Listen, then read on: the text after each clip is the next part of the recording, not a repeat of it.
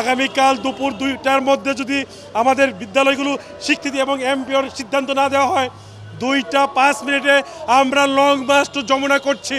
যমুনা অবরুদ্ধ করে হলেও আগামীকালের মধ্যে আমাদের বিদ্যালয়গুলোর স্বীকৃতি এবং এমপিওর চূড়ান্ত ফয়সালা আদায় করব। আজকে আমরা 36 দিন ধরে আন্দোলনে অবস্থানরত।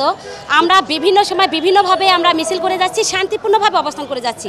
আপনারা জানেন যে আমরা লং মার্চ টু যমুনায় আমাদের একটা সার্থকতা এসেছিল, প্রধান উপদেষ্টার কার্যালয় থেকে একটা চিঠি ইস্যু হয়েছে সমাজ কল্যাণ মন্ত্রণালয়ে, কিন্তু অত্যন্ত দুঃখের সাথে বলতে হচ্ছে আজ পর্যন্ত সেই চিঠির বাস্তবায়ন হয় নাই।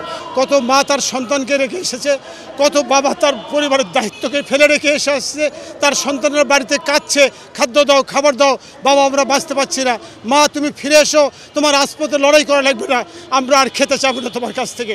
এমনি এক দুর্বিষহ পরিস্থিতির মধ্য দিয়ে আমরা আজকে এই লড়াই সামনের দিকে এগিয়ে নিয়ে যাচ্ছি। আমাদের এই কান্না, এই ব্যথা এই প্রতিবন্ধী সংস্থা, এই সমাজ কল্যাণ মন্ত্রণালয় কর্ণপাত করছে না। বাংলাদেশের যতই প্রতিবন্ধী স্কুলগুলো আছে এগুলো এমপিভুক্ত হয় না, এমপিগুলো ভুক্ত দাবিতে আমরা এখানে আসছি। কিন্তু আমরা এত আন্দোলন করছি, দিন রাত এত কষ্ট করতেছি, কিন্তু সমাজ কল্যাণ মন্ত্রণালয় এটা কোনো গায়েই লাগায় না।